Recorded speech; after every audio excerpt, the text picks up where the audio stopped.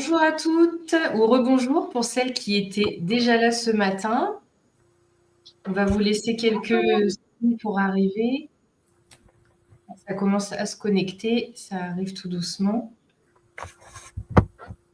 Alors aujourd'hui, nous accueillons donc Ambrine pour ce deuxième jour du sommet Libérel. Donc Ambrine, elle va nous parler d'un sujet qui est très très passionnant et qui nous concerne vraiment toutes. Sans qu'on ait forcément conscience en plus, c'est que le transgénérationnel et l'influence qu'il a sur notre histoire. Alors, je recommence. J'ai complètement bafouillé. Le transgénérationnel et l'influence de notre histoire familiale sur notre vie. Donc, Ambrine, elle accompagne les personnes dans leur transformation personnelle avec une approche globale qui prend en compte le corps, l'esprit, les émotions et l'histoire familiale. L'accompagnement, il est sur mesure et respectueux du rythme de chacun. Elle aide à se libérer de points invisibles et à se reconnecter à soi et à avancer avec plus de clarté et de sérénité. Donc, Ambrine, je te laisse te présenter. Peut-être que tu veux ajouter un petit mot sur ton parcours. Qu'est-ce qui t'a amené à t'intéresser au transgénérationnel ? Du coup, pour parler un petit peu de mon parcours, alors moi j'étais éducatrice spécialisée, puis progressivement en fait j'ai commencé à me former dans différentes techniques dont on en a parlé. Et à la suite de ça, en fait, j'ai fini par me mettre à mon compte. Alors pour moi, du coup, par rapport à ce parcours-là, parce que ça fait 4 ans du coup que je suis à mon compte, il y a 5 manières de travailler sur soi. Il y a l'aspect corporel, psychologique, émotionnel, transgénérationnel et énergétique. Et effectivement, le transgénérationnel, c'est ce qui va nous intéresser aujourd'hui. Moi, ce qui m'a amené à travailler sur le transgénérationnel, c'est un petit peu comme ça, c'est-à-dire que je suis allée travailler sur des problématiques personnelles, même par rapport à mon travail. Plutôt l'aspect du coup que tout le monde connaît, c'est-à-dire l'aspect psychologique. Donc, je vais aller voir un praticien, un thérapeute. Je vais peut-être faire de la PNL, de l'hypnose, de l'EMDR pour ceux qui connaissent. Mais finalement, en fait, on oublie une composante essentielle qui est le transgénérationnel. Et le transgénérationnel, en fait, c'est quoi ? C'est ce qui se transmet du coup de génération en génération. Donc, tout être humain, vraiment, est concerné par ce dont on va parler aujourd'hui. Voilà. Donc, c'est aussi pour ça, en fait, que ça m'a intéressée parce que je répétais pas mal de schémas, j'avais pas mal de problématiques qui se répétaient et que je voyais du coup dans ma famille aussi. Et je me disais, mais c'est pas possible, en fait, tout le monde a les mêmes problématiques, on répète des schémas. Donc, je me suis intéressée à ça, déjà dans un premier temps pour moi, et ensuite, je me suis formée pour le proposer du coup aux personnes que j'accompagne.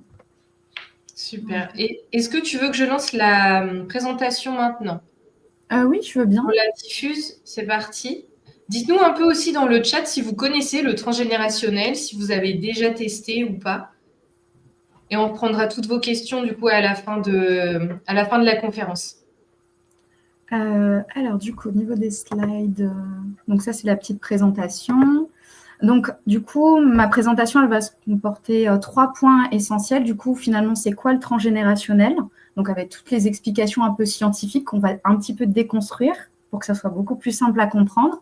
Ensuite, il va y avoir du coup tout ce que l'on se transmet exactement de génération en génération pour vraiment l'identifier. Et une fois qu'on l'a identifié, une fois qu'on le comprend, en fait, c'est surtout comment on s'en libère. Et là, du coup, je vous donnerai du coup des outils pour pouvoir vous en libérer par la suite. Voilà. Du coup, on va expliquer un petit peu qu'est-ce que le transgénérationnel, parce que c'est des mots assez compliqués, surtout les mots qui entourent le transgénérationnel. Donc, on va les déconstruire de manière très simple, ne vous inquiétez pas là-dessus. Du coup, effectivement, le transgénérationnel, c'est ce qui se transmet de génération en génération, mais on va surtout parler d'abord de généalogie. Donc, la généalogie, ça va être vraiment ce qui va regrouper finalement la famille. On peut le voir dans le livret de famille, tout simplement. Ça va vraiment retracer en fait qui appartient à qui, donc par les noms de famille, par les dates de naissance, par les informations du coup au niveau de la famille. Donc on peut retrouver, comme je le note, voilà les noms, mariage, décès, les liens familiaux, etc. pour avoir un certain ordre au niveau de la lignée, ce qui va nous permettre derrière de pouvoir créer, si on le souhaite, un arbre généalogique. Ensuite, du coup, on va parler d'épigénétique. Donc, l'épigénétique, c'est un mot qui a l'air assez compliqué comme ça, mais il est très simple à comprendre. Donc, l'épigénétique, vraiment, ça va être tout ce qui va constituer finalement notre ADN. Donc, dans l'ADN, du coup, il y a un ADN qui va être fixe, Donc, ça va être vraiment tout ce qui va regrouper, donc du coup, la couleur des yeux, le groupe sanguin, vraiment la couleur de peau. D'accord. Et ensuite, on va avoir un ADN, du coup, le deuxième, qui va être beaucoup plus modulable. Et donc, dans ces cas-là, il va être modulable au niveau de l'environnement qui va nous entourer, que ça soit au niveau de l'alimentation, de l'environnement, du stress, de ce que vous vivez dans votre quotidien. En fait, ça peut venir toucher, du coup, votre ADN. Et à partir de ce moment-là, l'ADN, il va être soit actif, soit endormi.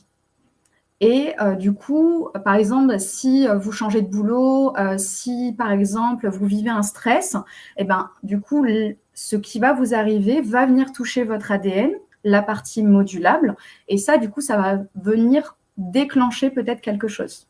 Mais ça dépend de ce que vous avez emmagasiné. Et forcément, l'ADN, il vient bien, du coup, de quelque part, donc du coup, de vos parents.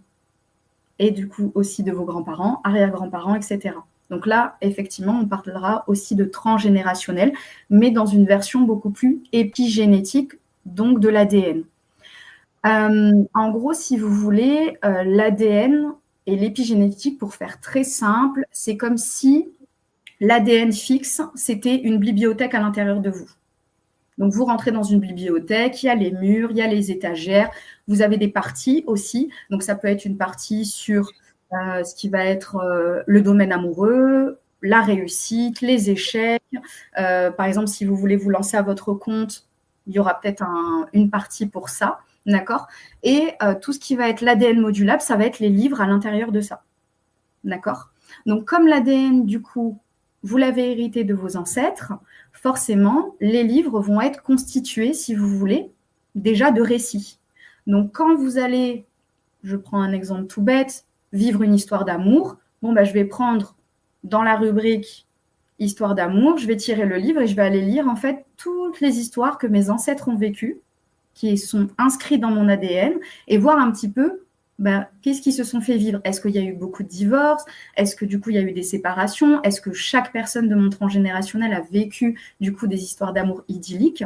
Et donc en fait, je vais lire ces histoires-là et ensuite je vais me dire qu'est-ce que j'en fais?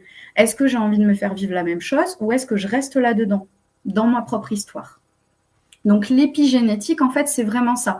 C'est par rapport à ce que mes ancêtres ont vécu.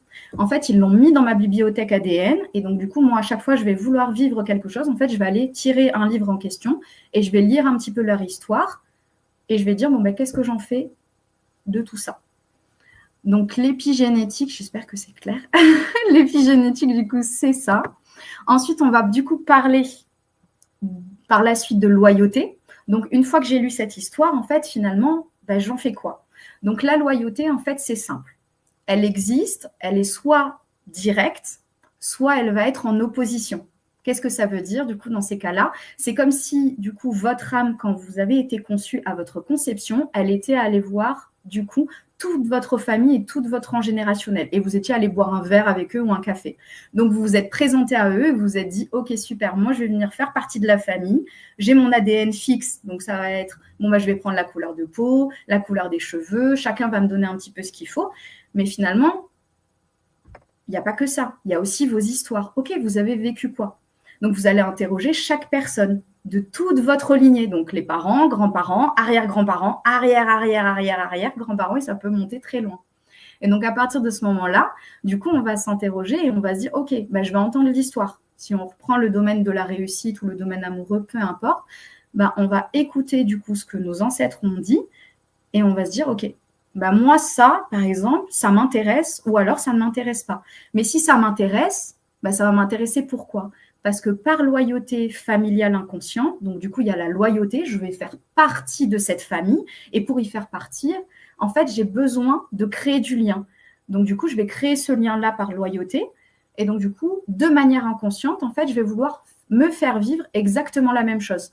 Et on peut le schématiser un petit peu comme ça. Ma mamie, elle a vécu des histoires d'amour un peu catastrophiques, mais en fait, ça me fait de la peine ce qu'elle a vécu. Mais je l'aime tellement, en fait, que je vais me faire vivre exactement la même chose pour essayer, du coup, de faire mieux. Donc ça, c'est ce qu'on appelle une loyauté directe.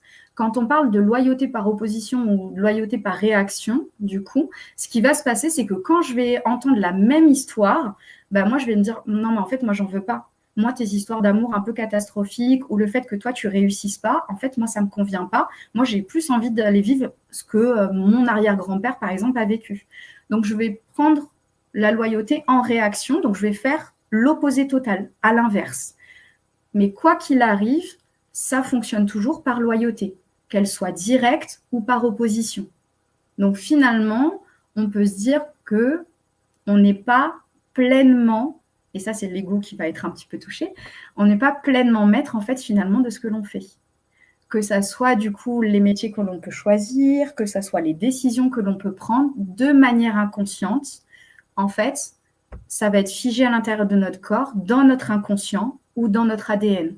Donc on reprend l'exemple de la bibliothèque, j'ai envie de vivre un projet, j'ai envie de faire quelque chose, de changer de travail, etc. Ok, ben, je vais aller prendre le livre, et je vais voir en fait tout ce qui va être inscrit là-dedans.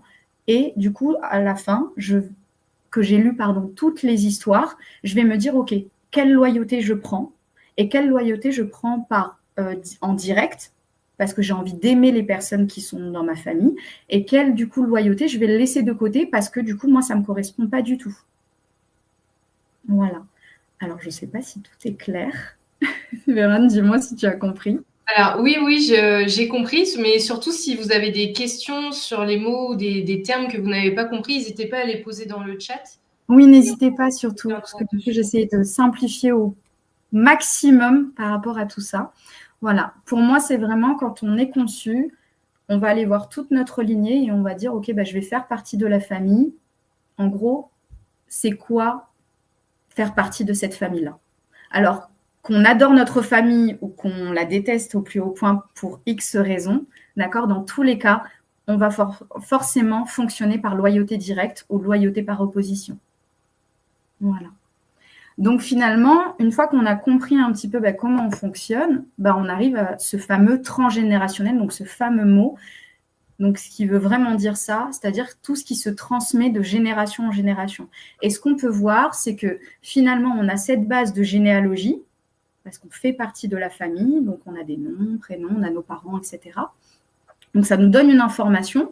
Ensuite, du coup, il y a cette fameuse loyauté, il y a cette fameux épigénétique.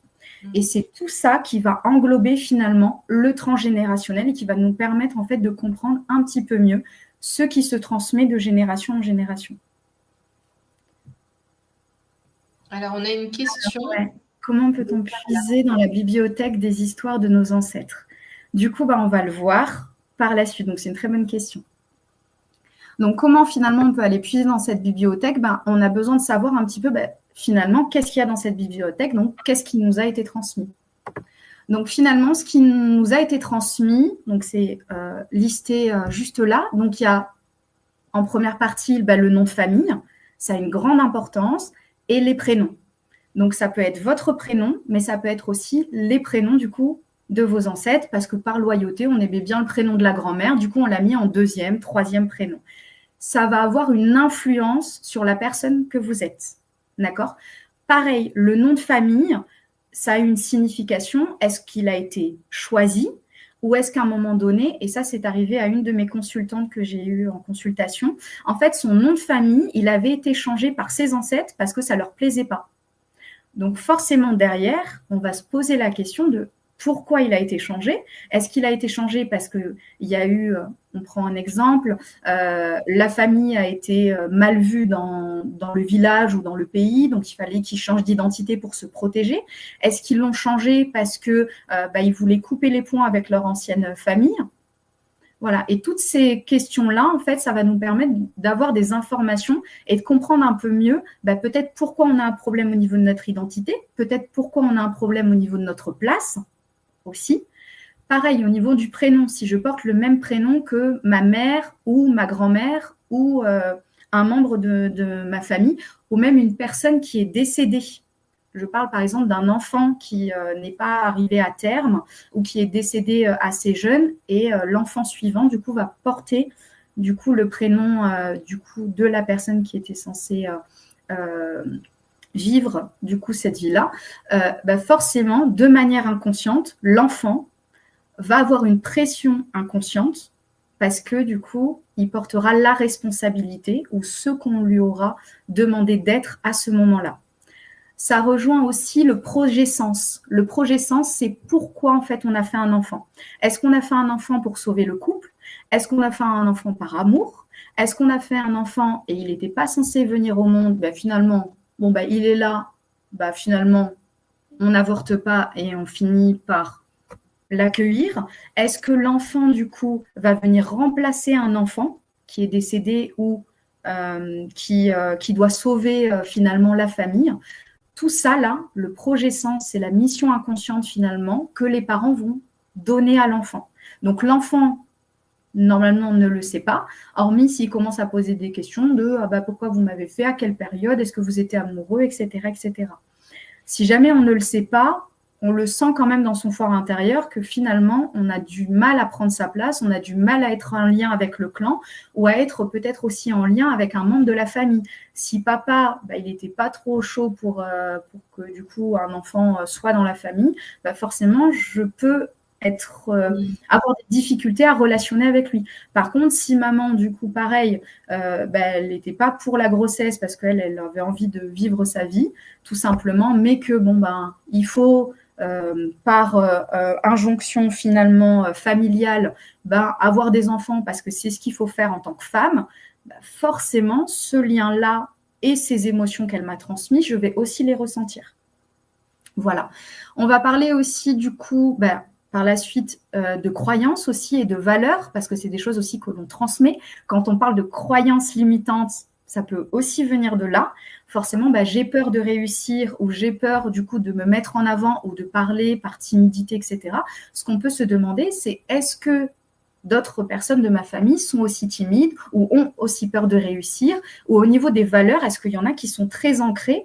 Ça peut être, par exemple, moi, je ne supporte pas qu'on me manque de respect. OK. Donc, au niveau de mes ancêtres, est-ce qu'il y a eu du manque de respect? Je prends, par exemple, un peuple qui peut être très fier. On parle beaucoup du peuple algérien.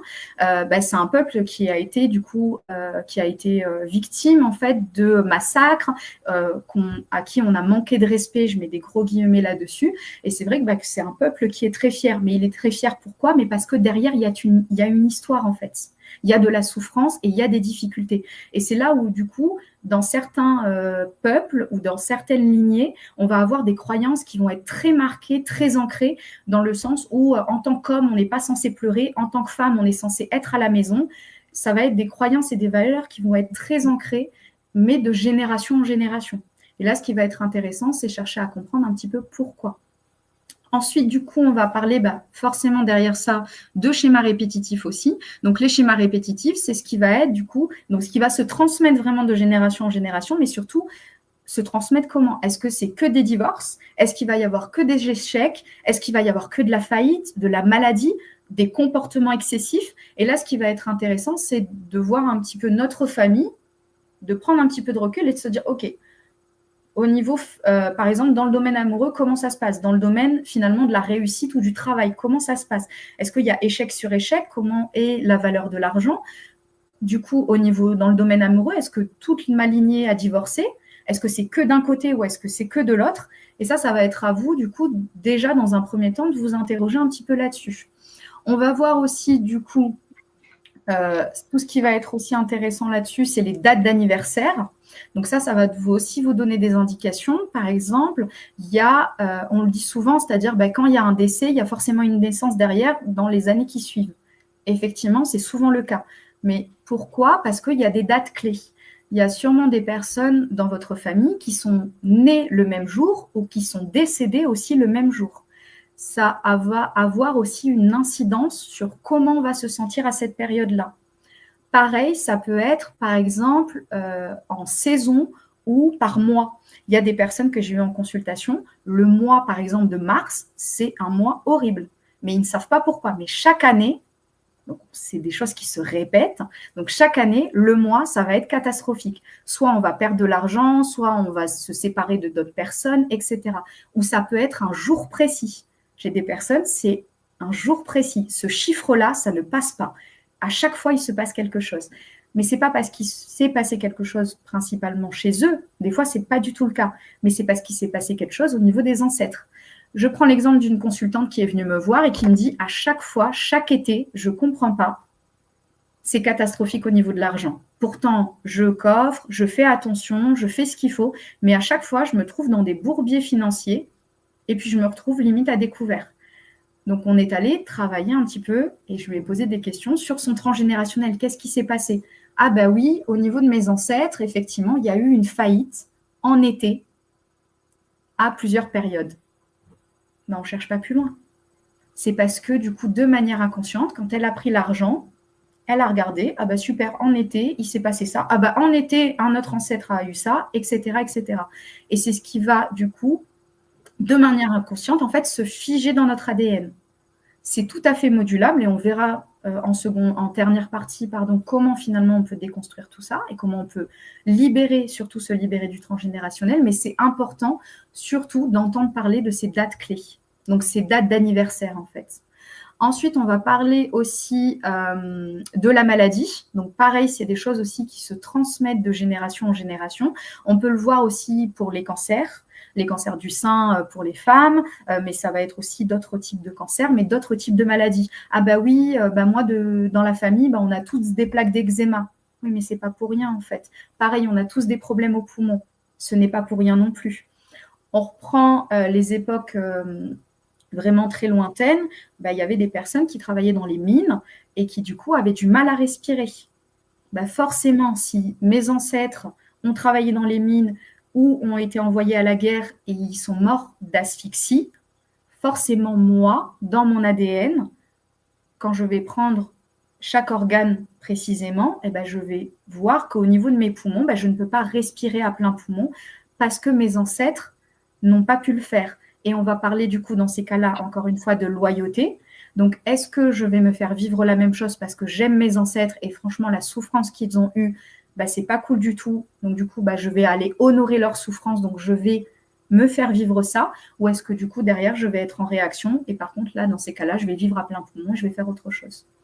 Donc, ça, par contre, aussi, tout ce qui se transmet de génération en génération, ce qui est important à dire et à souligner, ça va être que chaque personne de la famille va porter des choses. Et ça peut sauter des générations et des personnes d'une même fratrie ne va pas porter la même chose. Et on le voit si vous avez des frères ou des sœurs, chacun a son petit caractère et chacun a ses difficultés. Il y en a qui vont exceller dans le domaine du travail, il y en a qui vont exceller dans le domaine amoureux, et il y en a, ça va être tout le contraire. Parce que chaque personne va porter ses propres loyautés et ses propres difficultés. Aussi, la place dans la famille, ça c'est important.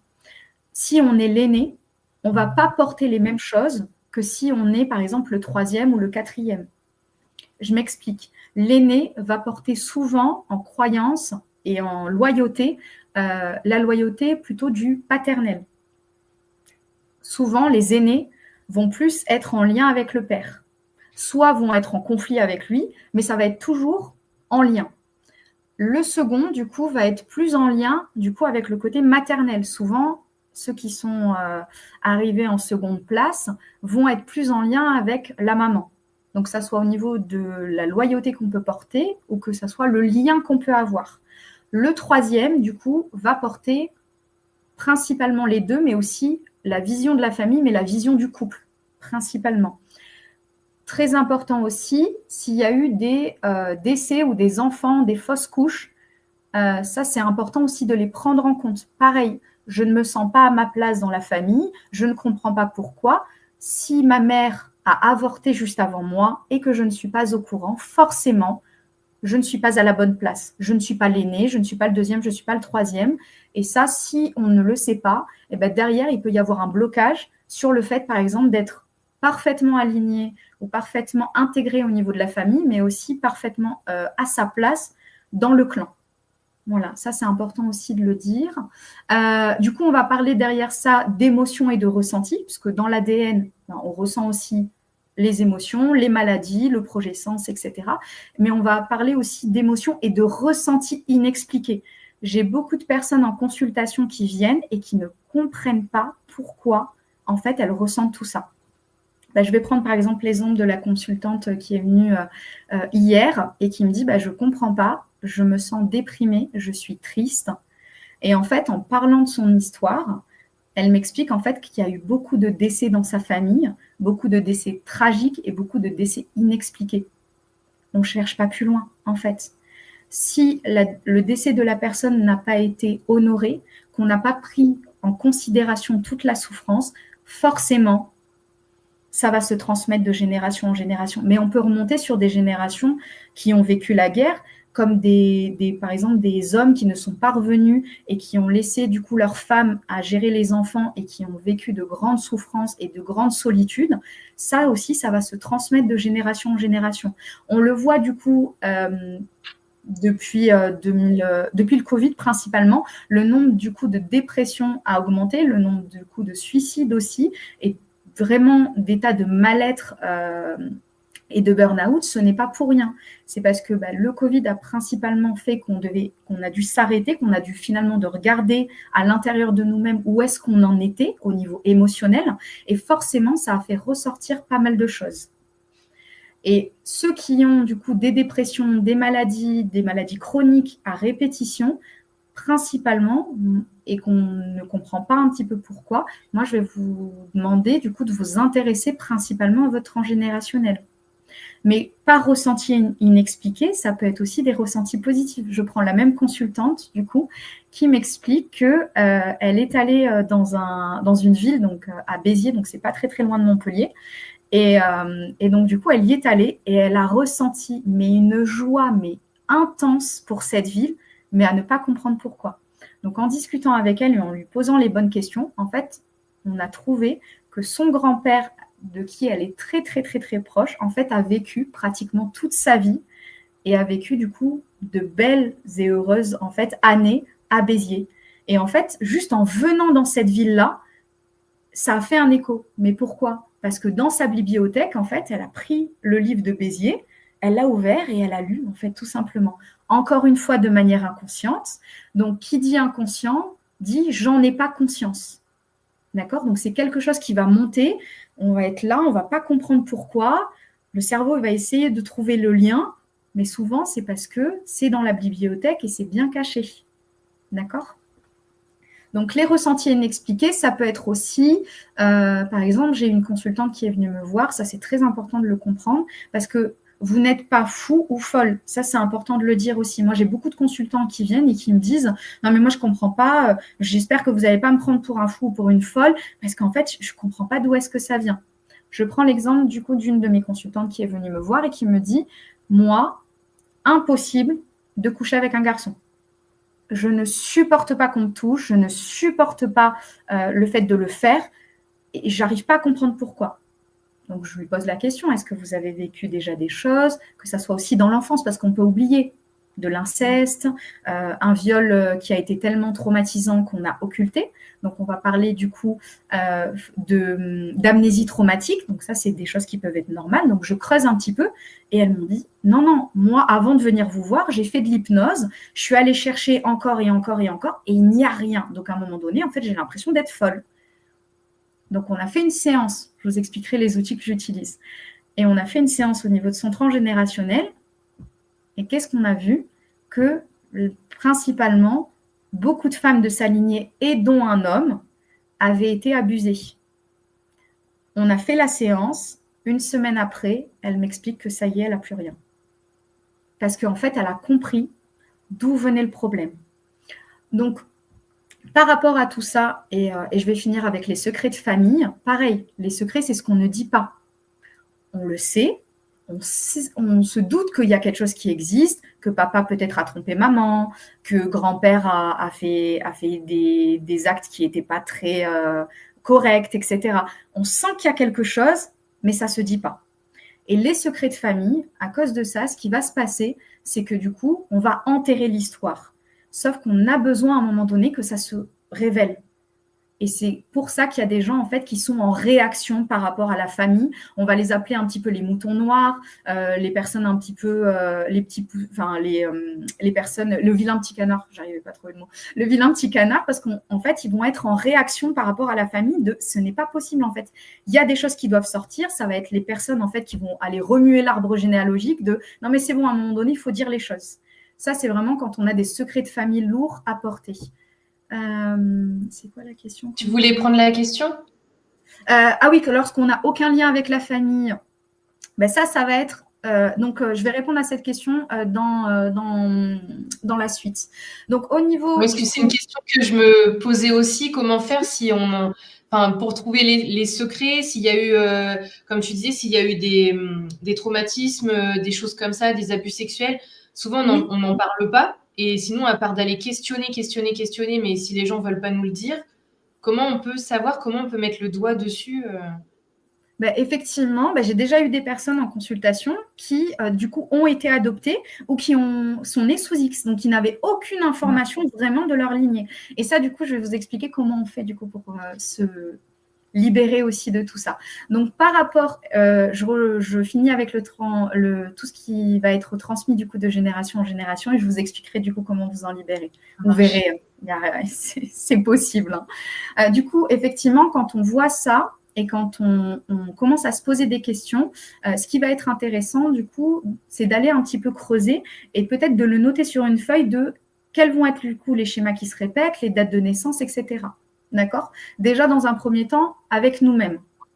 Et ensuite, par rapport à cette transmission familiale, effectivement, ce qui va nous intéresser, c'est comment on va pouvoir s'en libérer. Et là, du coup, je continue sur le slide. Est-ce que déjà, au niveau de la transmission, avant que je passe à la suite, est-ce que c'est clair? Je ne sais pas si...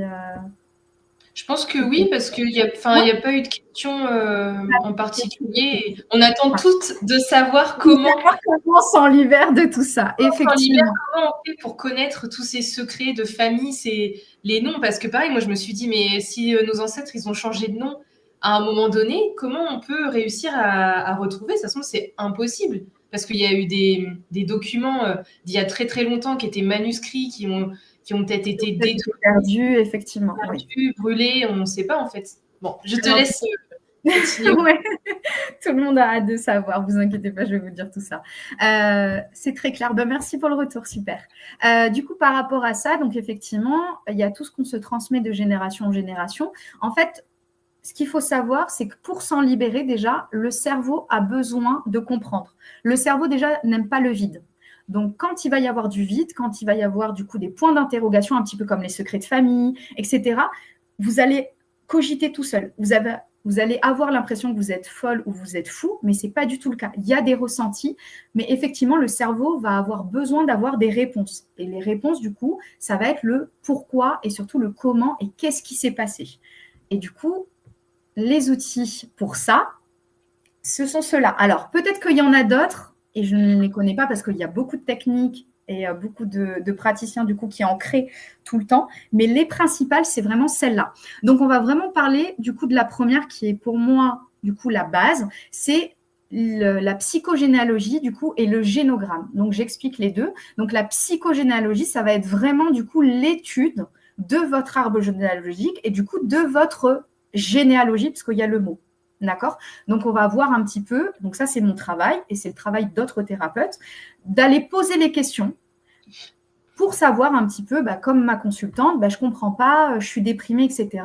Bon, on creuse un petit peu, et moi, je lui demande, est-ce qu'il y a eu des décès? Est-ce qu'il y a eu des choses qui ont été difficiles à vivre? Mais pas que vous, au niveau de vos ancêtres. Est-ce que, par exemple, votre grand-mère, elle a perdu son mari très jeune ou pas? Et donc, en fait, la psychogénéalogie, ça va être vraiment toutes les questions qu'on va pouvoir poser en tant que praticien pour vous permettre, en fait, d'avoir déjà des réponses. En fait, les réponses, elles vont venir tout seules. Vraiment, des fois, on se dit, non, mais c'est pas possible, j'ai pas les infos. Je vous jure qu'en consultation, quand je pose les bonnes questions, ça vient d'un coup. Ah, mais oui, mais je viens de me souvenir. Mais c'est vrai qu'il s'était passé ça, mais c'est vrai que ma mère, elle m'avait dit ça. Ça vient tout seul. Et donc, pour ça, on va faire du coup ce qu'on appelle un génogramme. Le génogramme, c'est l'arbre généalogique, mais vraiment beaucoup plus poussé. Donc, le génogramme, ça va être quoi? Ça va être vraiment qui est mort et à quelle date, les métiers, est-ce qu'on a des histoires un petit peu croustillantes sur la personne en question, mais on ne va pas remonter que sur les parents, grands-parents, arrière-grands-parents. On peut aller voir, est-ce que du coup, au niveau frères-sœurs, est-ce qu'ils étaient en lien ou pas? Ça expliquerait pourquoi peut-être moi, je n'ai pas de lien avec ma fratrie. Du coup, est-ce que au niveau des métiers, par exemple, s'il y a des schémas qui se répètent, tout le monde est boulanger de père en fils. Au niveau des femmes, est-ce qu'on fait toutes le même métier ou est-ce qu'au contraire, on est du coup à la maison, par loyauté aussi ou pas? Donc moi, si je suis en réaction et que je n'ai pas envie de répéter le même schéma, je vais être un petit peu vue comme le mouton noir, mais peut-être qu'il y a une personne de ma lignée qui l'est. Parce que pourquoi moi, je serais en réaction par rapport à ça? Il y a eu forcément d'autres moutons noirs, entre guillemets, dans la famille. Donc le génogramme, en fait, ça va permettre d'aller vraiment de manière plus poussée, aller avec la psychogénéalogie. Donc le thérapeute va vous permettre de vous poser les bonnes questions pour vous permettre d'avoir un arbre généalogique beaucoup plus complet. Et le fait de le poser sur une feuille, ça va vous permettre de voir les liens, en fait. Parce que souvent, les liens, ils sont là. Et le problème, c'est que comme on est dans notre cerveau, on est dans notre conscient, on est dans nos émotions et on est dans ce que l'on connaît, on a du mal à prendre du recul sur cette situation-là ou sur les problématiques qu'on voit. C'est pour ça que avec l'aide d'un thérapeute, on peut aller prendre ce recul nécessaire pour pouvoir en fait poser la base et comprendre un peu mieux.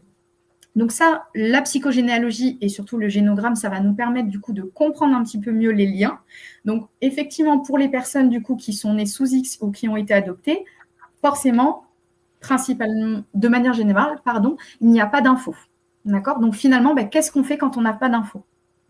Ce qui est bien, c'est que comme on a tout dans notre inconscient et dans notre ADN, on a quand même des informations à donner. La question, c'est comment on va les trouver. Donc, on peut effectivement faire de l'hypnose transgénérationnelle. Personnellement, j'en ai jamais fait. Donc, je ne pourrais pas vous dire ce que vous pouvez avoir avec ça, mais je sais que ça existe. D'accord? Donc, effectivement, on peut aller en état de conscience modifié comme de l'hypnose et on peut aller chercher, du coup, dans notre inconscient, ce que nos ancêtres nous ont plus ou moins donné en termes de croyances. D'accord? Je ne sais pas au niveau à quelle profondeur on peut aller, du coup, chercher les informations et du coup les récolter. Donc, pas ça, par contre, je ne pourrais pas vous dire quel résultat vous allez pouvoir avoir. Je vous dis juste que ça existe. Et si jamais c'est quelque chose qui vous intéresse, de travailler ça sous forme d'hypnose, vous pouvez le faire avec quelqu'un qui va vraiment travailler le transgénérationnel. Ensuite, on va travailler en soins énergétiques. Donc, forcément, et je reviens, il y a 5 manières de travailler sur soi. Il y a l'aspect corporel, psychologique, donc avec la psychogénéalogie. L'hypnose transpersonnelle. Ok, ça par contre, je ne connais pas. Ok, pour l'utiliser. C'est intéressant. On en apprend tous les jours sur les techniques. Du coup, il y a l'aspect psychologique, comme je le disais, pour travailler du coup en épigénétique. On va travailler avec l'aspect émotionnel. Donc, il y a l'aspect transgénérationnel et l'aspect énergétique. Ça, c'est très important. Forcément, même si pour ceux qui y croient ou pour ceux qui n'y croient pas, dans tous les cas, on a de l'énergie, du coup, ambiant. C'est un peu comme quand, vous savez, vous rentrez dans une pièce et vous sentez qu'il y a quelque chose qui ne va pas. Pourtant, personne ne parle, tout le monde vous sourit, mais vous sentez qu'il y a quelque chose qui ne va pas. Ou pareil, vous rentrez dans une pièce, cette personne, elle ne vous inspire pas du tout confiance. Je ne sais pas, il y a quelque chose qui fait que c'est son énergie. C'est ce qu'elle est, son être, qui fait que ça dégage quelque chose et ça, vous arrivez à vous connecter. D'ailleurs, il y a des chercheurs qui ont sorti une étude, alors je ne l'ai pas encore lue, mais qui expliquait qu'un cœur humain pouvait du coup se connecter jusqu'à 3 mètres en termes d'énergie. Ils ont réussi à le mesurer. Donc ça, c'est très intéressant d'aller creuser un petit peu à ce niveau-là. Donc, on revient sur le transgénérationnel. Donc, au niveau énergétique, effectivement, ce que vous dégagez, ce que vous portez, d'accord, en termes de croyances, d'émotions, de vécu, d'accord, c'est dans votre ADN et c'est dans votre cerveau, d'accord. Donc, c'est dans votre corps, donc c'est vraiment matérialisé à l'intérieur de vous. Donc, forcément, ce que vous dégagez ou ce qu'on peut vous renvoyer, d'accord, ça va forcément parler à un moment donné de votre transgénérationnel parce que c'est sur cette base-là. Donc, forcément, on peut aller travailler au niveau énergétique. Donc, si on veut le travailler sur un plan énergétique, moi, ce que je vous invite à faire, c'est surtout de poser les questions aux praticiens. Qu'est-ce qui va pouvoir attendre de la séance avec vous, que ce soit en psychogénéalogie ou tout praticien de manière générale. C'est très important de poser des questions et surtout, qu'est-ce que vous pouvez attendre de lui par rapport à votre problématique. D'accord ? Voilà. Ensuite, du coup, on va avoir les deux que je propose avec la psychogénéalogie que je fais aussi. Donc, on va parler du coup de constellation familiale et systémique. Pour ceux qui ont vu la série, Le chemin de l'Olivier sur Netflix, ça décrit exactement ce qui se passe en constellation, en atelier de constellation. D'accord? Donc, constellation familiale, donc effectivement, on va parler du coup du transgénérationnel. Et systémique, pourquoi? Parce qu'on va aussi travailler le système. Le système, on n'est pas obligé de remonter au niveau transgénérationnel, donc sur la lignée. On peut aller aussi travailler du coup un blocage qui nous appartient. Par exemple, je n'ai pas confiance en moi, j'ai besoin d'aller me reconnecter à toutes les parts de moi. Donc, pour ceux qui n'ont jamais regardé la série ou assisté du coup à un atelier de constellation familiale et systémique, donc c'est très simple. Donc, vous pouvez venir avec une problématique. Donc, on va appeler les personnes qui viennent poser leurs problématiques, du coup, des constellants ou des constellatrices. Et ensuite, vous pouvez venir aussi juste observer. Et donc, on va appeler par contre les personnes, représentantes ou représentants. D'accord? Donc, peu importe comment se déroule l'atelier, d'accord, il y aura forcément des constellants ou des constellatrices et des représentants et des représentantes. D'accord? Donc, à partir de ce moment-là, l'atelier se déroule sur une journée, une demi-journée. Ça peut se faire en présentiel ou en ligne. Moi, personnellement, je le fais en présentiel, donc sur une journée. Donc, voilà comment ça se passe. C'est-à-dire qu'il y a des gens qui arrivent, ils ne se connaissent pas. Moi, personnellement, par exemple, vous pouvez venir si vous êtes, par exemple, sœur, si vous êtes frère et sœur, moi, j'ai déjà eu. Si vous êtes en couple aussi, chaque praticien, ça c'est important de le redire, chaque praticien va proposer sa pratique, que ce soit en psychogénéalogie, kinésio, hypnose, etc., à sa manière. D'accord? Ma manière de travailler ou ma manière de voir le transgénérationnel ou les constellations ou la kinésiologie, ça m'est propre. D'accord? C'est ma manière de travailler. Peut-être que si vous allez voir d'autres praticiens, ils vont vous dire « Ah, mais non, nous, on n'accepte pas, par exemple, frères et sœurs ou on n'accepte pas les couples. » Ça, c'est tout à fait possible parce que j'ai déjà participé à des ateliers et c'était le cas. D'accord? Donc, pareil, renseignez-vous bien avant d'y aller. Donc, par rapport à cet atelier-là, du coup, vous pouvez venir être représentante et venir, du coup, poser votre problématique. Donc, pour être représentant, c'est simple, vous venez pas poser votre problématique, d'accord? Vous venez du coup aider et en même temps prendre des informations sur vous, aider du coup la personne qui va poser sa problématique. Donc voilà comment ça se passe. La personne du coup qui va poser sa problématique, elle va la poser auprès de tout le monde, d'accord? Donc ça peut se faire un petit peu à huis clos et ensuite on met la problématique devant tout le monde ou on peut directement la dire devant tout le monde. Ça dépend aussi de la personne ou du praticien. Donc une fois qu'on a choisi du coup la problématique, je ne sais pas, on va prendre la problématique par exemple au niveau amour, par exemple, je n'arrive pas je répète par exemple toujours le même type de schéma, je rencontre le même type d'homme ou le même type de femme, du coup finalement comment je fais du coup pour m'en libérer? Donc la personne elle va poser sa problématique et elle va avoir à disposition du coup des personnes, des représentants. Et elle va aller choisir du coup des personnes pour représenter par exemple l'amour, une personne de sa lignée qui répète le même type de schéma. Par exemple, si sa grand-mère ou son arrière-grand-mère, pareil, n'arrivait pas du coup à avoir une stabilité amoureuse, une relation de couple stable, forcément, on va aller choisir du coup des représentants pour ça. Donc, les personnes qui sont en représentation, on va leur demander s'ils le veulent, de représenter par exemple l'amour, mais ça peut être d'autres concepts, ça peut être l'argent, ça peut être est-ce que tu veux bien représenter mon père, ma mère, ma grand-mère, un arrière-grand-parent, etc. Et à partir de ce moment-là, du coup, la personne qui pose sa problématique va être extérieure à la situation et va observer un petit peu ce qui se passe. Donc, personne n'est au courant d'où vient finalement la problématique, d'accord ? Et du coup, ni même le consultant du coup qui pose sa problématique. Donc, ce qui va être intéressant là, c'est que si on ne connaît pas son histoire ou si on ne connaît pas sa lignée, on peut tout simplement laisser faire ce qu'on appelle le champ. D'accord? Donc, on va laisser faire les personnes. Et pour ceux qui ont déjà participé, c'est grandiose, vraiment. Les personnes, elles ne se connaissent pas, alors on n'est pas possédé, parce que j'ai déjà eu quelqu'un qui m'a posé cette question-là, d'accord? Absolument pas, vraiment, c'est quelque chose qui se vit. On va parler du coup, dans ces cas-là, de phénoménologie. Donc, c'est un plan qui ne s'explique pas, qui se vit, d'accord? Donc, à partir de ce moment-là, on va poser la problématique et dans le déroulé de l'atelier et de la séance, en moyenne, ça prend 1 heure, 1 heure et demie, voire 2 heures en fonction de la problématique. On va essayer de remonter à la source. Donc, il y a votre arbre généalogique, d'accord? Donc, vous ne savez pas d'où vient la problématique. Vous voulez interroger votre arbre généalogique. Vous n'avez pas d'informations. C'est simple. Vous pouvez venir en constellation ou d'autres pratiques, mais dans ces cas-là, ça c'est très intéressant parce que finalement, ça se vit. Vous allez voir et vous allez entendre des personnes parler, par exemple, comme vos parents, comme vos grands-parents, etc. Donc les mots, les gestes, les actes qui vont suivre, en fait, ça va vous donner des informations d'où vient le problème, parce que c'est ça qui nous intéresse, c'est de remonter à la source. Parce qu'une fois qu'on remonte à la source, en fait, finalement, et qu'on a compris que c'était l'histoire de la famille et que je n'avais pas à me faire vivre ça par loyauté, et qu'on a du coup permis à la personne en question, en fait, d'être reconnue dans sa souffrance et dans sa difficulté, en fait, la personne, en fait, elle est comme guérie. D'accord? Parce que si on se transmet un petit peu la patate chaude de génération en génération, c'est parce qu'à un moment donné, ça n'a pas été résolu. C'est pour ça que ça se transmet.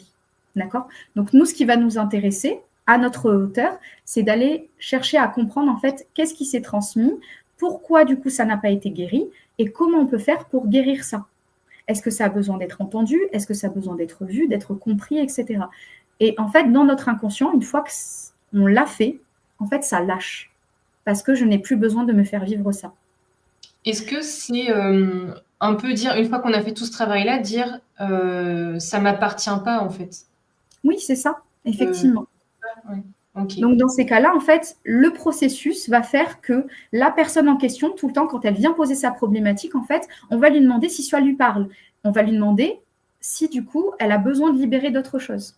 Donc, on va parler d'une thématique et on va remonter sur une personne à proprement parler au niveau transgénérationnel quand on parle là-dessus. Quand on parle au niveau systémique, c'est autre chose. Là, on va plus parler de la vie de tous les jours. J'ai un problème avec mon compagnon, j'arrive pas à être en lien avec lui, comment je peux faire?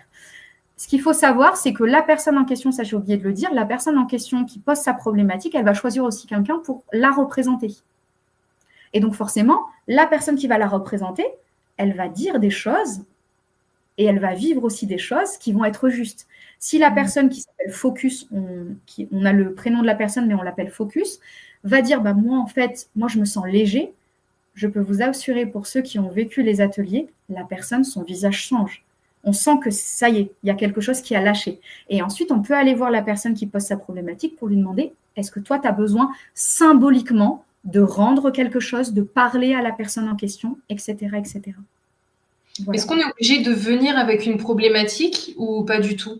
Parce que tu disais qu'on peut la dire ou non, mais est-ce qu'on peut venir juste, on sent qu'il y a un poids, il y a un problème, mais juste, on ne sait pas, on n'a pas de problématique et on vient pour essayer de dénouer cette chose-là? Alors, ça va vraiment dépendre en fait du praticien. Moi, personnellement, en tant que thérapeute, quand vous venez, vous n'êtes pas du tout obligé d'avoir une problématique. Okay. Vraiment. C'est après, moi, je vais dire, soit vous n'avez pas du tout de problématique et tout va bien dans votre vie, mais vous avez juste envie de changer, de libérer un petit peu le transgénérationnel, why not? On parle là-dessus. Et donc, moi, je vais juste vous demander de choisir des personnes et on voit ce qui se passe. Soit alors, vous avez quand même quelque chose qui vous dérange. Parce que comme j'aime bien le dire souvent en constellation, on peut être bien, mais on sait qu'on pourrait peut-être être mieux sur certaines choses. On peut être très bien, hein, tout va bien. Oui, voilà, quelques embrouilles par-ci, par-là dans le couple, avec les enfants, dans le travail. Mais bon, c'est pas si grave. Finalement, quand on se compare aux autres, on se dit, c'est pas si grave. Oui, mais peut-être qu'on pourrait être mieux sur une situation. Et donc, dans ces cas-là, on va quand même réussir à trouver une petite problématique. Mais effectivement, si jamais on n'en a pas, moi, personnellement, c'est le cas, mais je sais qu'il y a d'autres praticiens, c'est non. C'est soit vous venez avec une problématique, soit vous en trouvez, soit on en trouve une dans tous les cas. Voilà. Donc, c'est pour ça que c'est très important de bien poser les questions aux praticiens que vous allez aller voir pour savoir s'ils rentrent, du coup, sur une base qui va vous sécuriser. Voilà, parce que aller voir un praticien que vous ne sentez pas ou c'est pas clair ou il ne va pas vraiment répondre à vos besoins, à un moment donné, ça va poser problème, même pour votre accompagnement, parce que vous allez repartir frustré et du coup bloqué. Voilà. Et du coup, je voulais te demander aussi par rapport au fait de venir avec une personne qu'on connaît, frère ou sœur ou en couple. Il y en a qui refusent parce que ça peut influencer sur la constellation ou sur la séance? Oui, effectivement. Okay. Après, moi, pour l'avoir fait, d'ailleurs, mon dernier atelier, j'avais un couple et j'avais 2 sœurs. Ok. Et les deux couples, enfin le couple en question posait leurs problématiques, donc l'homme et la femme. Et au niveau des sœurs, il n'y en avait qu'une qui posait sa problématique. Donc, ce qui s'est passé, c'est que moi, j'ai demandé avant savoir si la personne se sentait de rester ou pas. Mhm. Et ensuite, du coup, dans la constellation, à un moment donné, d'ailleurs, c'est arrivé, l'homme, on avait besoin d'un représentant, donc du coup, je lui ai demandé si c'était OK, voilà. Et en fait, il est rentré, du coup, pour la constellation, du coup, de sa femme. Et en fait, effectivement, j'ai senti qu'il n'était pas là. Il ne donnait pas les informations qu'il fallait. Donc, je lui ai posé la question de est-ce que tu es là ou est-ce que tu es là en tant que Mhm. chérie du coup de ta femme. Et il m'a dit, je sens que, OK, alors on sort. Et c'est OK. Et on a continué la constellation comme ça et on est allé quand même jusqu'au bout. Voilà. Mais pour moi, il n'y a pas forcément d'influence. Et après, c'est propre à chaque praticien. Moi, je sais que là-dessus, il n'y a pas de souci. Il n'y a pas d'influence. Pour moi, Ok. ça ne rentre pas en ligne de compte. Mais je sais qu'il y a d'autres praticiens, effectivement, qui n'ont pas cette croyance-là et qui, pour eux, c'est catégorique. Mhm. Donc ça, c'est pour ça que c'est très important de pouvoir demander avant aux praticiens, quand vous venez à un atelier ou à une séance, de poser toutes les questions possibles et inimaginables. Comme je dis souvent à mes consultants, il n'y a pas de questions bêtes. On est là pour ça en tant que praticien, pour répondre à vos questions. Parce que pour moi, ce qui est le plus important, c'est de se dire, OK, comment j'ai envie de sortir de l'atelier ou comment j'ai envie de sortir de la séance. Si moi, mon objectif, c'est ça, mais que l'objectif du praticien, c'est tout à l'opposé, ben, en fait, je vais repartir de là, je vais être frustrée, en fait. Et ça ne va pas être l'attente que j'avais de cette séance-là ou de l'atelier. Donc ça, Mhm. vraiment, c'est très important. Mais du coup, on a une sensation de blocage, mais sans mettre le doigt dessus. Effectivement, donc cette sensation de blocage, ce qui va être intéressant, c'est du coup de se rapprocher de praticiens qui font de la psychogénéalogie, d'accord, ou qui font des constellations ou de la kinésiologie, je vais en parler juste après, pour pouvoir aller, du coup, le praticien va vous poser les bonnes questions et vous permettre en fait de voir un petit peu qu'est-ce qui vous bloque, pourquoi, comment, et de vous permettre de remonter à la source en fait, vraiment. Parce que la sensation de blocage, effectivement, on l'a au niveau émotionnel, mais la sensation de blocage, c'est quoi? C'est est-ce que je suis bloquée dans ma vie affective? Est-ce que je suis bloquée dans mon travail? Est-ce que c'est relié à l'argent? En fait, c'est quoi qui me bloque? La sensation, c'est qu'une émotion. Ça, elle partira, cette émotion, que ça soit l'émotion tristesse envahissante, que ça soit la colère, que ça soit le stress, l'anxiété, peu importe ce que vous ressentez, ça partira à partir du moment où on aura mis le doigt dessus. Mais pour ça, il faut aller poser les bonnes questions. Et en tant que praticien, on est là pour ça. Voilà. Est-ce que Tu peux prendre les autres questions du chat? Ouais. Alors, du coup, c'est une très bonne question. Est-ce que ça fait bouger les choses aussi quand on est Ah, représentant? Tout à fait. D'accord. je suis partie dans la mauvaise question. Ah, pardon, prends celle-là et on prendra celle au-dessus. D'accord. Donc, effectivement, quand on est représentant, ce qu'il faut savoir, c'est qu'on n'est pas choisi en tant que représentant pour rien. Vraiment.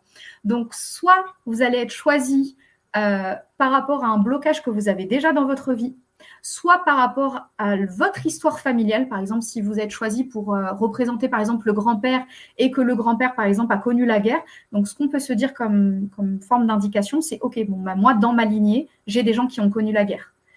Et forcément, les sujets qui vont être abordés en constellation, ça va être forcément l'argent, l'amour, des problématiques qu'on a tous dans notre quotidien, dans lesquelles on a tous des problématiques ou des blocages, qu'on vit tous. Et forcément, ça va y faire écho. Déjà, l'histoire de manière générale de la personne, mais encore plus quand on est représentant.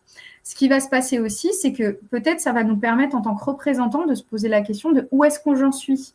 Par exemple, si je suis choisie pour représenter l'amour, ok, super, je représente l'amour ou l'argent, mais c'est quoi, moi, ma relation à l'amour ou l'argent? Voilà.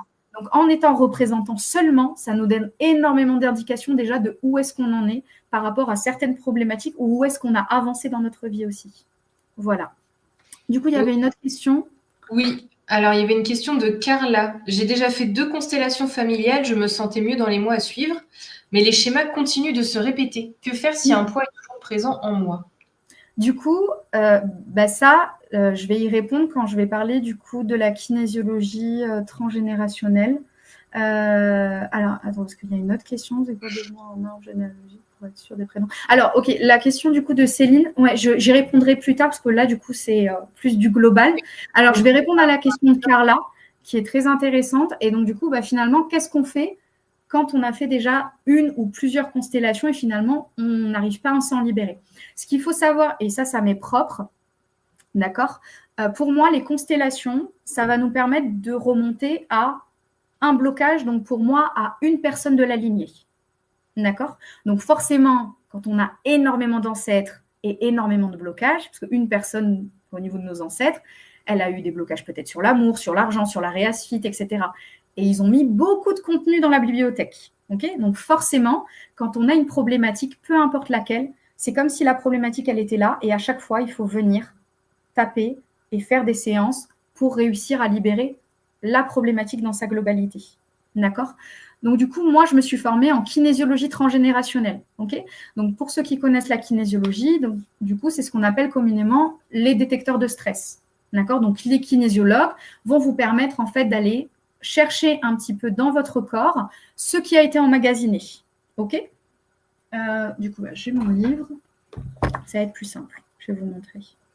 En gros, dans votre corps, on va se baser du coup sur la médecine traditionnelle asiatique. Donc, dans votre corps, on a des méridiens. Pour ceux qui ne le savent pas, on voit principalement ça. Je ne sais pas si on voit avec. Oui, on voit. Attends, je vais te mettre. Peut-être enlève le. Ah, parfait. Ok. Super. Donc, au final, en fait, si vous voulez, donc dans votre corps, vous avez des méridiens. Donc, on le voit souvent en acupuncture, en médecine traditionnelle chinoise, pardon. Les acupuncteurs, du coup, ils vont mettre des aiguilles au niveau de ces points-là. D'accord? Donc, les méridiens, on a méridien gros intestin, l'estomac, etc. Je vous en montre plusieurs, d'accord? En médecine traditionnelle japonaise, les Japonais, du coup, ont enlevé du coup, les aiguilles et on met juste les doigts. C'est ce qu'on appelle de l'acupression, donc c'est du chatsu. C'est une pratique que je fais aussi qui est super. Et du coup, là, ce qui va nous intéresser, effectivement... Alors, attendez, je vais vous montrer voilà, la vessie. C'est celui-là qui m'intéresse, parce que là, il y a beaucoup de points.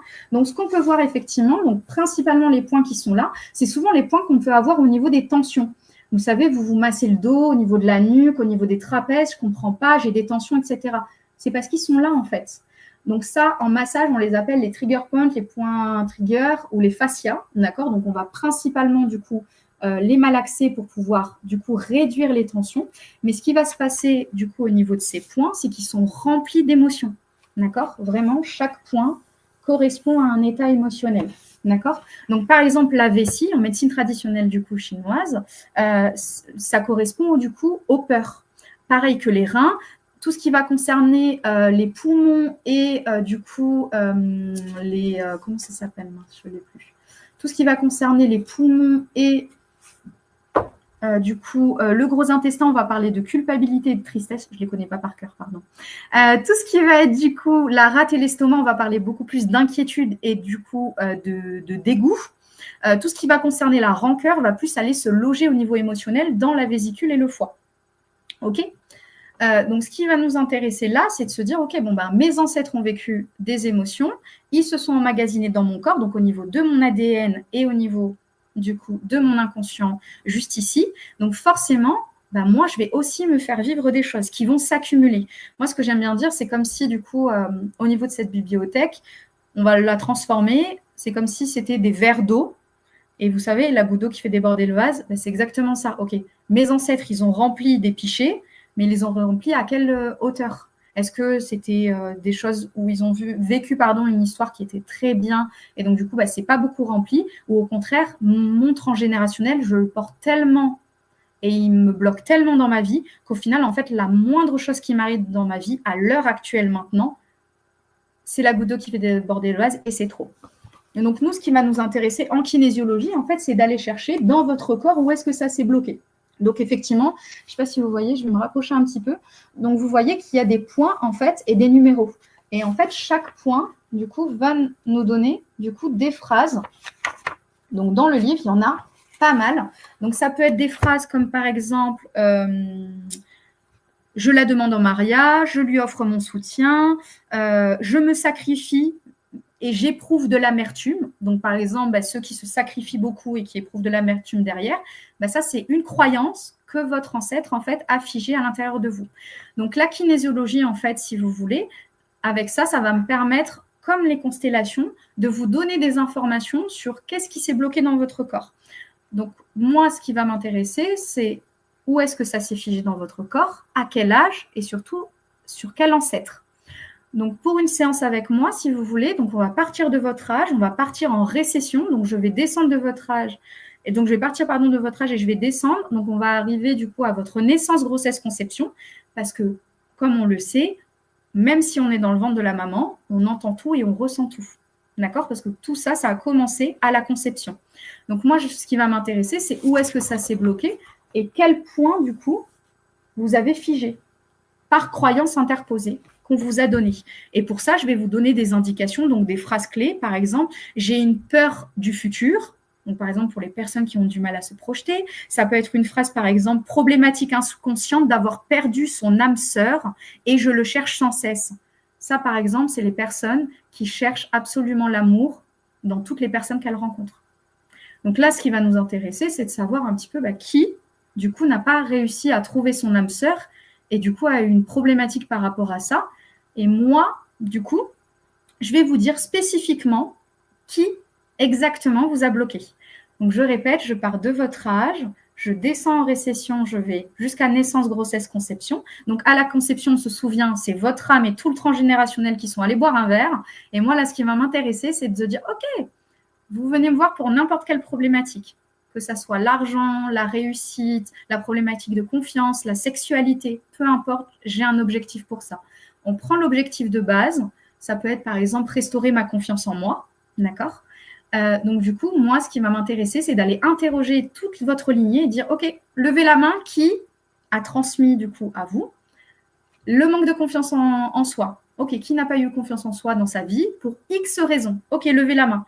Et donc dans ces cas-là, moi, je vais balayer en fait vos parents, grands-parents, arrière-grands-parents sur 3 générations, aussi bien paternelles que maternelles. Et donc grâce à ça, en fait, je vais vous donner comme en constellation la source, en fait, même de la problématique. Donc, effectivement, pour l'avoir vécu, j'ai fait pratiquement 1 an et demi, voire 2 ans de constellation. J'en ai fait plus d'une trentaine à poser ma problématique. Je suis vraiment allée chercher mon transgénérationnel bien en profondeur jusqu'à ce que je découvre la kinésiologie, ce qui m'a permis de comprendre la différence entre les deux et la psychogénéalogie pour comprendre comment, du coup, fonctionne l'arbre généalogique et surtout les schémas qu'on se répète. Donc la kinésiologie, vraiment, ce qui est important à comprendre ici, c'est qu'on va vraiment balayer en fait sur plusieurs générations, à la différence des constellations où on va souvent remonter que sur une personne et sur une lignée. La kinésiologie, là par contre, je parle d'un objectif et je balaye tout le monde. Voilà. Donc, à ce niveau-là, ce qu'il faut savoir, c'est que du coup, ça répond à la question qu'on m'a posée tout à l'heure. Effectivement, quand le schéma continue à se répéter, comment je fais? Bah oui, forcément, si on fait à chaque fois une séance et qu'on va voir, qu'on fait un atelier de constellation, merci. On fait un atelier de constellation et à chaque fois, du coup, on va toujours remonter toujours la même problématique, mais on va à chaque fois sur une personne différente de la lignée. À un moment donné, effectivement, ça peut paraître très long. D'accord? C'est pour ça que là, je vous expose toutes les techniques, mais pour des personnes, effectivement, qui ont envie d'aller balayer leur transgénérationnel, d'avoir des informations malgré tout sur qui, comment et pourquoi, et comment la personne se sentait émotionnellement, mais surtout la croyance qu'elle vous a transmise, la kinésiologie, elle est faite pour ça. Les constellations, ça va être plus, j'ai envie d'avoir une problématique très ciblée, d'accord? Parce que la kinésiologie, j'ai d'ailleurs mes objectifs là-dessus. On va aller sur des objectifs qui vont être plus de l'ordre, par exemple, restaurer ma confiance en moi, mais c'est sur tous les plans. Donc, ce n'est pas précis. Ce n'est pas ma confiance en moi dans le travail. Par exemple, si vous venez me voir pour ça, moi, je vais travailler toute la confiance en vous sur tous les plans. Pareil, ça va être, par exemple, respecter ou faire respecter mon hors norme ou aimer mon hors norme. Le côté hors norme, c'est le fait que j'ai l'impression de me sentir différent, qu'à chaque fois, je n'arrive pas à me montrer tel que je suis ou que j'ai l'impression en fait qu'on me rejette par rapport à ça. Donc pareil, donc c'est le hors norme sur tous les plans. Je ne vais pas aller sur quelque chose de précis. Les constellations, par contre, c'est un sujet précis. Là-dessus, c'est plus cette différence-là. Pareil, là, on va, par exemple, en kinésiologie, on peut travailler la sécurité. Je ne me sens pas en sécurité en tant que femme ou même en tant qu'homme. J'ai l'impression que tout le temps, on va m'agresser, je ne comprends pas. Ça, c'est qui ne s'est pas senti en sécurité au niveau de mes ancêtres. On peut aller travailler, par exemple, la stabilité, les priorités, les changements, le fait de la communication, comprendre et être compris. On peut travailler l'environnement. On peut aller travailler le fait de vivre pleinement. J'arrive pas à vivre pleinement. Je suis toujours là sur mon canapé, j'attends, je procrastine. On procrastine pourquoi? C'est pas parce que en fait on s'en fout, qu'on n'a pas envie de réussir. Non, c'est parce que en fait à un moment donné il y a un blocage, il y a une peur derrière ça. La question c'est laquelle? Forcément, si derrière le fait de vivre, ben, ça m'amène à la mort. On prend un exemple type d'un de vos ancêtres. Le fait de vivre, ben, on l'a amené sur le champ de bataille et finalement ben, il s'est fait exécuter. Donc, dans la croyance que j'ai lue et quand j'ai pris le livre Vivre pleinement, ah ben, je vois qu'on meurt, on meurt, on meurt. Moi, je ne vais pas aller vivre. Donc, qu'est-ce que je vais faire? Je vais procrastiner. Ça peut être aussi, du coup, me reconnecter à la joie si je me sens extrêmement triste pour les personnes déprimées. Pareil, combien, du coup, de décès ou d'événements tristes je porte, en fait, qui ne m'appartiennent pas. Pareil, j'ai l'impression d'être bloquée ou je ne me sens pas du tout en paix. Ça, pareil, ça va être comment je me sens libre sur tous les plans et comment je me sens en paix sur tous les plans. On va travailler aussi tout ce qui va concerner la notion d'amour, mais ce n'est pas la relation, c'est quelle est ma relation à l'amour à proprement parler. Est-ce que je suis en capacité de recevoir? Est-ce que c'est OK pour moi que les choses viennent à moi? Ou est-ce que quand on fait qu'on fait une surprise ou qu'on m'offre un cadeau, je suis en mode « Non, mais quand même, mais pourquoi vous faites ça? Non, non », et on le met à distance. OK, est-ce que je suis en capacité de recevoir? Non, ben pourquoi? Qui n'a pas reçu? Ou qui a reçu des choses qui n'étaient pas très, très cool? Pareil, on parlait de notions dans le clan. Est-ce que je me sens à ma place? Mais le clan, ce n'est pas que la famille, c'est la société. J'ai toujours l'impression d'être à côté de la plaque, je ne me sens pas à l'aise dans une équipe, je ne me sens pas à l'aise au niveau de mon travail. Ben, c'est comment je peux aller travailler la place dans le clan, comment je m'intègre dans le clan, comment je suis en lien avec le clan. Parce que forcément, prendre sa place, ok, je sais que je suis là, mais si je n'arrive pas à m'intégrer, ça passe pas. Pareil, si je m'intègre mais je n'arrive pas à créer du lien avec les gens, ben, j'ai toujours l'impression d'être à côté de la plaque, je ne sais jamais quoi dire, je ne sais jamais ce qui se passe. Ben forcément, qui de votre lignée n'a pas pu être en lien avec le clan? Pour X raisons. Mais ça, c'est un des objectifs qu'on peut travailler. Pareil, on peut travailler la relation aux hommes, la relation au père et la relation à la mère ou aux femmes. On peut aller travailler tout ce qui va concerner les cycles, très importants. J'ai d'ailleurs une consultante que j'ai eue ces derniers jours qui est venue me voir pour des problématiques de sommeil. On creuse un petit peu, on parle un petit peu de ses croyances, de ce qu'elle a vécu. Effectivement, elle a vécu une enfance très conflictuelle où les cris de ses parents et les difficultés la réveillaient. Ok, mais il y a forcément aussi des choses au niveau transgénérationnel. Elle n'a pas de cycle de sommeil et forcément, ben, c'est une femme, je lui demande si elle a un cycle au niveau de ses règles. Elle n'en a jamais eu. Et elle a dû prendre la pilule pour être réglée. Je ne suis pas forcément pour là-dessus. Après, chacun fait ce qui est bon pour soi-même aussi. Mais ce qu'il faut savoir, c'est que le corps nous donne des indications. Forcément, si en tant que femme, je ne suis pas réglée, il y a eu un problème. Qui a vécu des difficultés, des traumatismes en tant que femme dans ma lignée, qui a du coup peut-être subi des agressions, qui a dû peut-être se faire avorter de force, qui du coup a eu des problématiques par rapport à ça. Et forcément derrière, le corps va parler.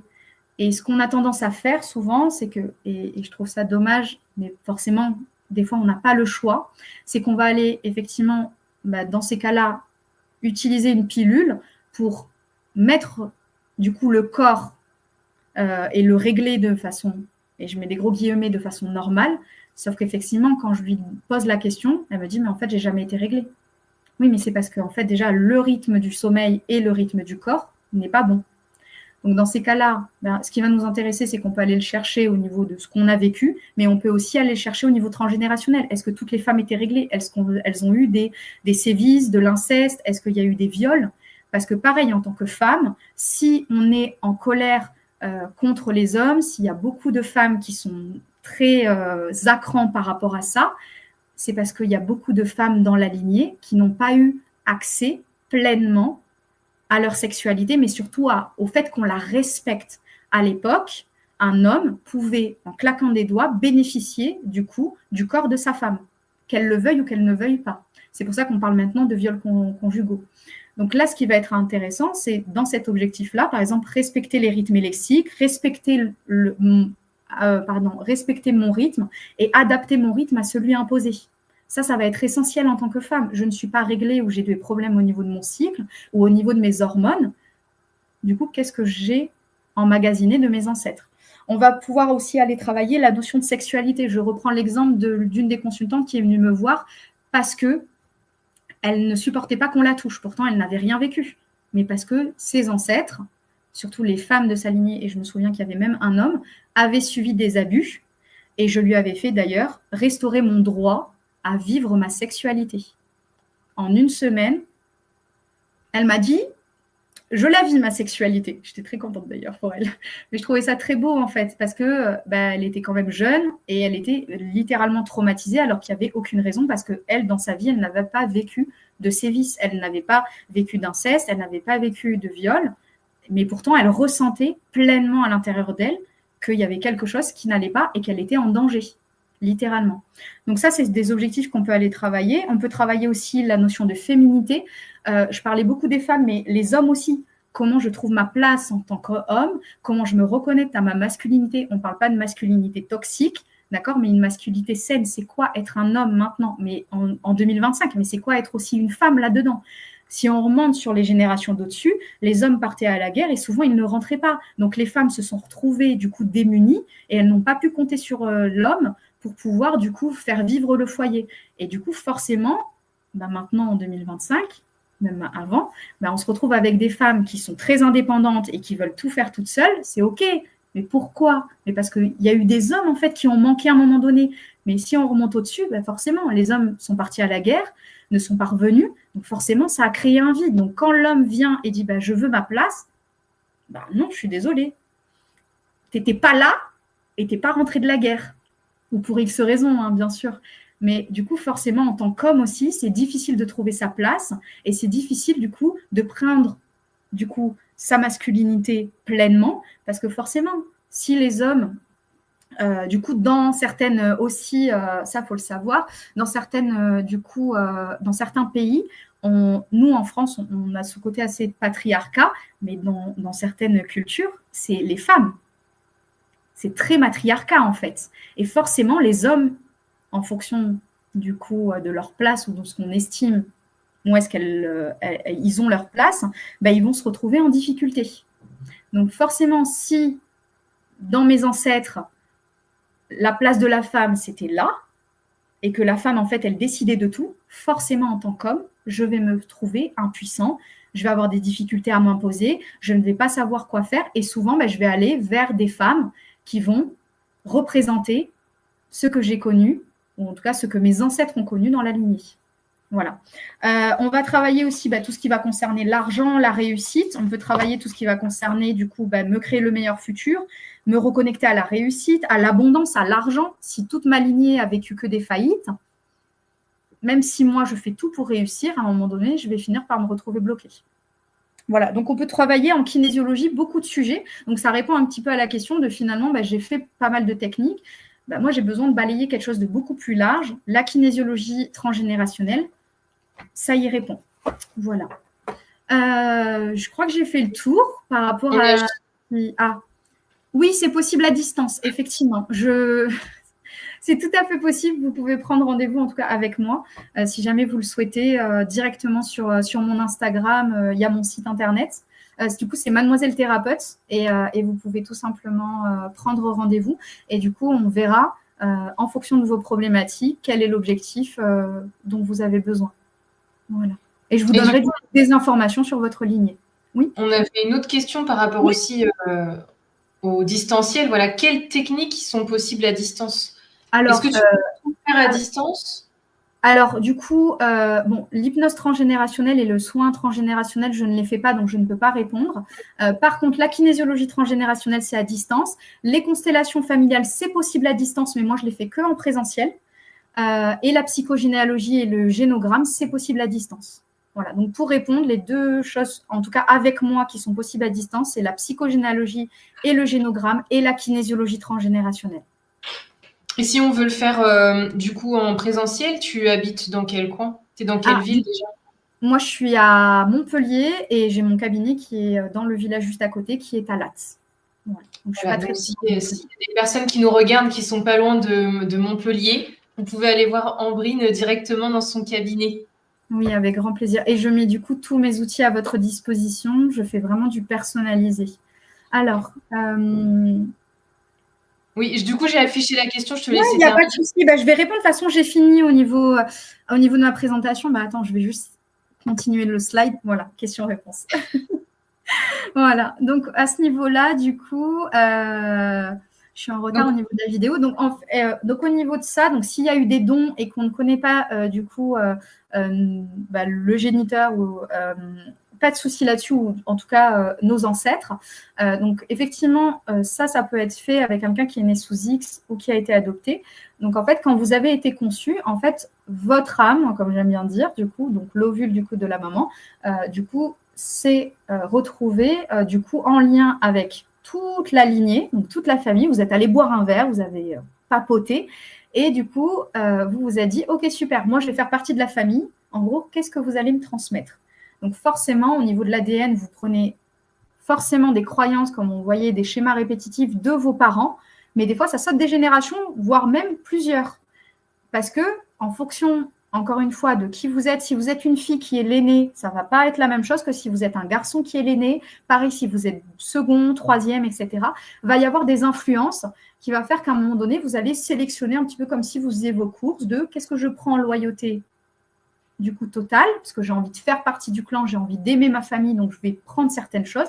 Et il y a des choses avec lesquelles je ne vais pas du tout être en accord, donc je vais être en réaction.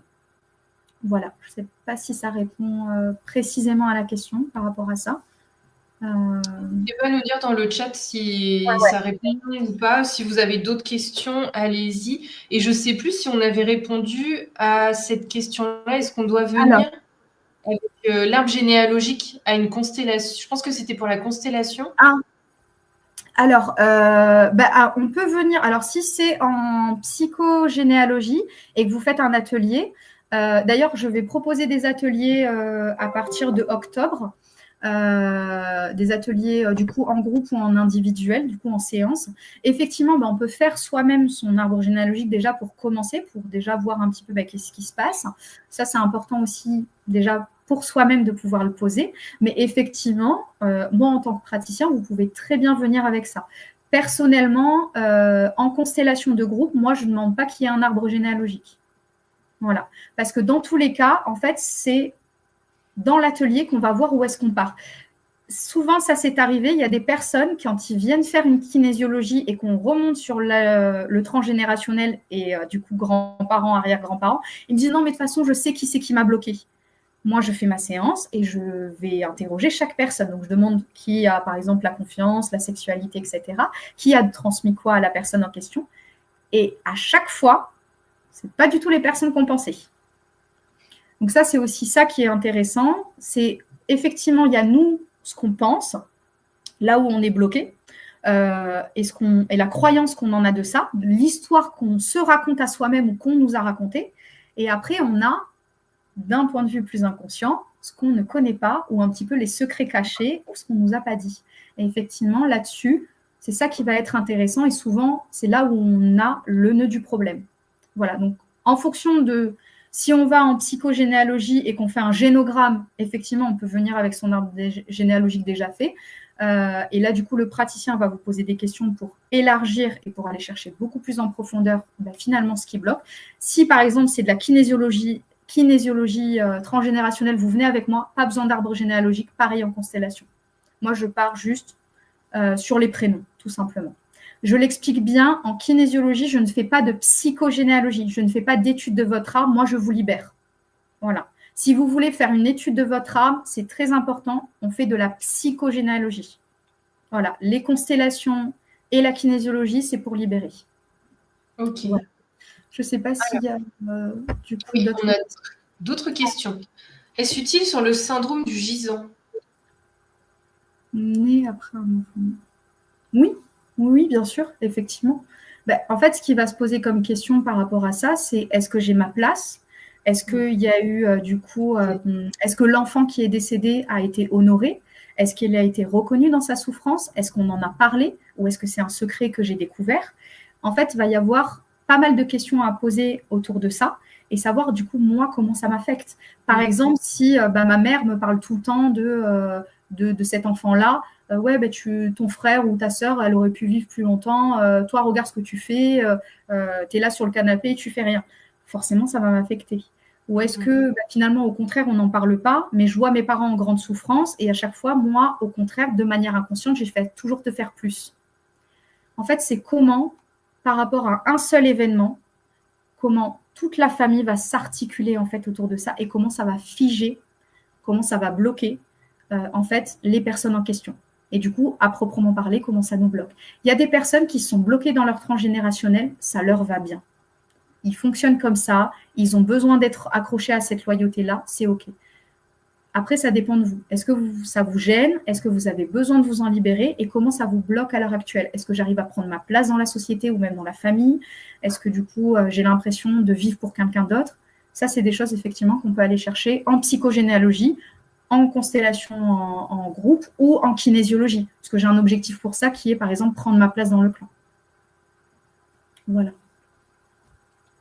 Ensuite, du coup... La question suivante, comment recrutez-vous les représentants pour les constellations familiales? Alors, je ne recrute pas, d'accord. C'est les gens qui ont envie de participer tout simplement. En fait, tu mets une annonce et les gens, ils se... Ah oui, par rapport à ça, oui. Je mets effectivement que je propose un atelier et ensuite les gens s'inscrivent en fonction de si les personnes veulent être représentants ou si la personne veut poser leurs problématiques. Sachant qu'il y a une information qui est importante, c'est que les personnes qui posent leurs problématiques sont aussi représentants par la suite. Voilà. Okay. En moyenne, il faut, pour avoir un bel atelier, en tout cas sur une journée ou même une demi-journée, il faut au moins être entre 5 et 8. C'est bien. D'accord. Voilà. Après, dans tous les cas, si on est moins, il n'y a pas de souci. J'utilise des outils, j'ai des doudous pour qu'on représente certaines personnes, etc. Tu utilises aussi des petites poupées ou des petits pions. J'ai vu des fois sur ton compte Insta. Ah oui, effectivement. Aussi, c'est bien que tu en parles, oui. Je l'ai dans le bac. Oui, avec voilà. Effectivement. Mais c'est très intéressant. C'est important que tu en parles, effectivement. On va parler, du coup, dans ces cas-là, donc il y a les constellations en groupe et il y a les constellations en individuel. Les constellations en individuel, principalement, elles peuvent se faire n'importe où. Je les fais en visio ou en présentiel. Effectivement, ça va se faire dans un bac comme ça, où on va choisir, en fait, des petites figurines pour aller représenter notre problématique. Donc, principalement, en constellation en individuel, on va faire du systémique. Où est-ce qu'il est mon problème? On va difficilement aller remonter sur du transgénérationnel parce que forcément, la personne est consciente parce que vous voyez le bac, vous disposez en fait vos problématiques. Par exemple, ça peut être moi, ça peut être ma problématique de l'amour et de l'argent. Et en fonction de comment je le dispose, est-ce que je tourne le dos? Est-ce que du coup, on est plus à l'opposé au niveau du bac? Est-ce qu'au contraire, on se colle? Et donc, ça va nous donner des informations de où est-ce qu'on en est. Moi, mon travail, ça va être de vous accompagner pour vous montrer en fait où est-ce que vous êtes bloqué, vous montrer en fait si vous tournez le dos, pourquoi, qu'est-ce qui se passe, est-ce que vous l'avez observé, est-ce que vous l'avez vu, et surtout si on est séparés, qu'est-ce qui se joue au milieu. Et donc dans ces cas-là, effectivement, j'ai une boîte remplie de Playmobil qui va nous permettre en fait de pouvoir aller choisir du coup des objets, pouvoir les mettre là-dedans et faire émerger en fait le nœud du problème. Voilà. Mais en constellation, en individuel, c'est vrai que c'est important, j'ai oublié d'en parler.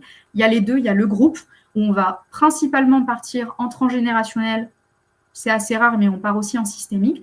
Par contre, en constellation en individuel, on va plus partir sur du systémique et c'est assez rare qu'on arrive à remonter sur 3-4 générations parce que pour ça, il faut être vraiment en état de conscience modifié pour vraiment aller le chercher, etc. etc. Voilà. Donc, que les personnes puissent répondre aussi, il faut qu'il y ait un échange parce que là, du coup, tu peux pas faire parler les jouets à la place des personnes et du coup, voilà. Mais ça existe du coup en individuel, pour les personnes qui n'ont pas envie de s'exposer et qui veulent quelque chose de plus intimiste, vous pouvez du coup le faire en individuel et en plus, tu proposes la visio pour cette constellation-là, donc c'est top. Exactement. Vraiment, là, ça ne change rien au niveau de mon accompagnement. La seule chose qui se modifie en présentiel avec moi, c'est que je propose aussi des massages à but thérapeutique. Du coup, à mon cabinet, du coup, je propose sur le plan corporel des massages et des réflexes archaïques pour aller travailler votre système nerveux. Donc, savoir s'il est en tension ou si vous vous sentez en sécurité ou pas. L'aspect psychologique, et ça, c'est en présentiel. Tout le reste, c'est en présentiel ou en visio. On va travailler, je vais utiliser des outils qui sont du coup la PNL et l'hypnose. Pour la gestion des émotions, je travaille en libération émotionnelle profonde. En transgénérationnel, du coup, on va pratiquer la kinésiologie ou du coup les constellations individuelles. Et en présentiel, du coup, ça sera des ateliers en constellation de groupe. Et ensuite, en énergie, je fais aussi en distanciel. Donc, je fais de l'access bar et des soins énergétiques. Voilà. C'est du massage émotionnel que tu fais, c'est ça? Oui, c'est un massage vraiment thérapeutique, donc en fonction des problématiques de la personne, en fonction de ce qu'elle a vécu. Déjà, je vais lui expliquer un petit peu mieux comment son corps fonctionne. Je travaille aussi sur les symboliques au niveau psychosomatique. Par exemple, je ne comprends pas, j'ai mon eczéma qui sort qu'à certains moments. Ok, c'est somatique. Je me suis tordu la cheville alors qu'il n'y avait aucune raison. J'étais là, je marchais tranquillement et puis d'un coup, ma cheville est partie. Moi, je vais aller remonter un petit peu au niveau émotionnel sur ce que vous avez emmagasiné. En massage, je suis spécialisée dans le lâcher-prise. Les gens vont venir me voir principalement pour la lecture de leur corps, mais surtout pour permettre en fait de lâcher prise, parce que je pratique, j'utilise un outil qui est assez dingue, qui est de l'hypnose musculaire. Alors, je ne parle pas. Par contre, j'utilise des points de pression qui font qu'à un moment donné, en fait, vous partez tout simplement et vous lâchez prise. Voilà. Oui. Mon but vraiment, ça va être dans mon accompagnement.